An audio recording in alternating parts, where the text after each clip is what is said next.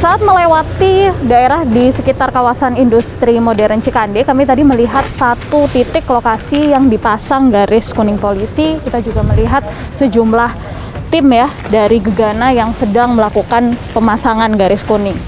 Nah, di titik ini pemirsa, kalau kita lihat papan peringatan yang sudah dipasang, ini merupakan salah satu titik yang masuk dalam zona merah.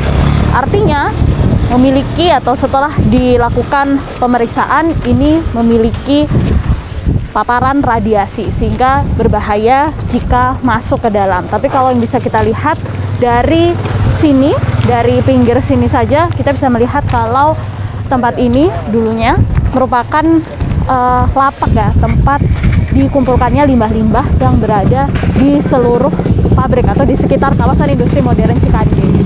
Nah, setelah dilakukan pemeriksaan oleh tim BRIN dan juga Satgas, ini diketahui kalau di sini masuk dalam zona merah yang artinya memiliki ditemukan adanya paparan radiasi. Sayangnya kita tidak bisa dapat informasi lebih dalam di sini karena seluruh informasi ini lewat satu pintu dari Menteri Lingkungan Hidup.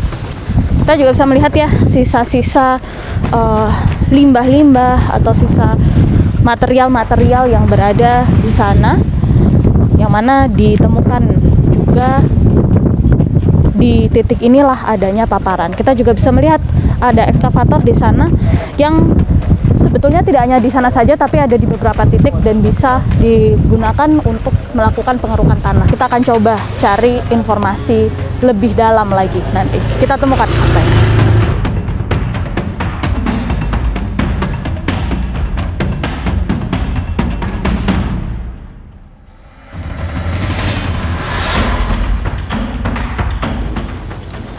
Kami berada di depan jalan masuk menuju Kampung Barengkok yang terletak di sekitar kawasan industri modern Cikande.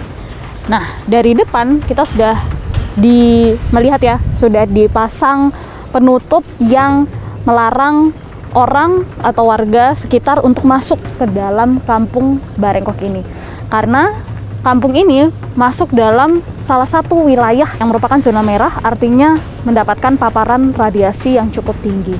Nah, menurut data dari Kementerian Lingkungan Hidup, di sekitar kawasan industri Cikande ditemukan beberapa titik yang terpapar dengan unsur Cesius 137 dengan tingkat radiasi yang sangat tinggi, yakni sekitar 33.000 mikrosievert per jam. Artinya ini 875.000 kali lipat dari kadar radiasi alamiahnya.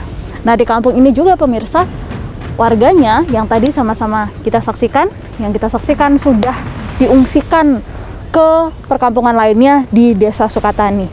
Yang menarik kalau kita lihat dari sini saja, karena kita tidak bisa masuk, terlalu berbahaya karena radiasi yang cukup tinggi paparannya, kita bisa melihat kalau rumah-rumah yang terlihat di sepanjang jalan ini sejauh mata kita memandang ya, ini ditutup dengan terpal berwarna biru.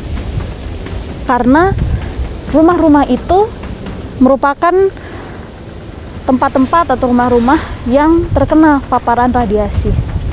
Para warga tidak bisa mengambil barang-barang mereka dari rumah tersebut dan dibawa ke pengungsian. Kita bisa melihat kalau salah satu bentuk pencegahan, salah satu bentuk kemudian tindak lanjutnya untuk saat ini adalah dengan menutup rumah-rumah tersebut dengan menggunakan terpal berwarna biru, dan warga ini tidak boleh masuk ke wilayah kampung. Untuk sementara, kampung ini akan dilakukan dekontaminasi oleh tim dari Satgas, yang mana salah satunya adalah BRIN yang akan melakukan seluruh proses dekontaminasi. Kami akan bertemu dengan Kapolres Serang, AKBP Condro Sasongko, untuk mengetahui seperti apa proses memastikan supaya warga yang sudah dievakuasi bisa tetap aman, pemirsa, dan memastikan supaya tidak kembali ke kampung yang saat ini tengah disterilkan. Kita akan temukan faktanya. Pak Kapolres. Ya, siap.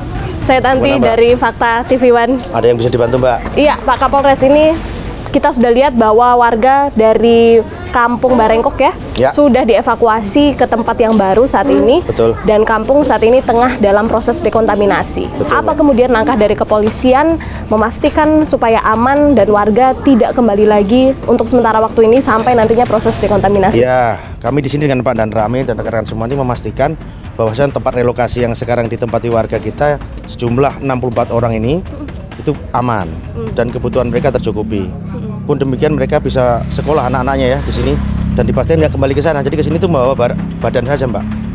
Ya, semua peralatan sementara ditinggal di rumahnya masing-masing untuk dilakukan dekontaminasi. Kita juga melihat Pak di Kampung Barengkok ya, rumah-rumah warga ditutup dengan terpal. Apakah ini kemudian salah satu upaya juga supaya warga tidak kembali dan lain sebagainya? Iya, itu ada yellow line sama dengan penutupan rumah-rumah itu yang dilakukan oleh Kementerian LH bersama dengan KPRN untuk memastikan masyarakat yang udah kesini nggak ke sana kembali sampai benar-benar dipastikan aman. Selain Kampung Barengkok sendiri, ada beberapa titik lapak-lapak pembuangan limbah ya Pak. Kalau terkait dengan itu sendiri, apa langkah dari kepolisian memastikan supaya kalau kita lihat itu juga masuk dalam zona yang berbahaya ya, supaya masyarakat tidak ke sana dan lain sebagainya? Jadi yang untuk pemasangan itu dari Kementerian LH, Mbak ya. Kalau dari Polres Serang dan teman-teman dari Narame hanya memastikan masyarakat yang direlokasi ini aman. Nanti secara berjenjang bergiliran nanti kita relokasi kembali yang titik-titik yang dipastikan yang ada radiasinya. Baik, Oke? kalau begitu. Terima kasih banyak Sama-sama, Pak Mbak, sama-sama. Kapolres. Siap. Ya, dari kepolisian Polres Serang, pemirsa, sudah berupaya untuk memastikan ya supaya para warga ini tetap berada di tempat evakuasi, tempat penampungan sementara dan tidak kembali ke kampung mereka karena ini berbahaya dan sampai saat ini masih tengah dilakukan proses dekontaminasi. Pemirsa, ini adalah PT PMT atau Peter Metal Technology yang diduga menjadi titik awal penyebaran kontaminasi radioaktif cesium 137.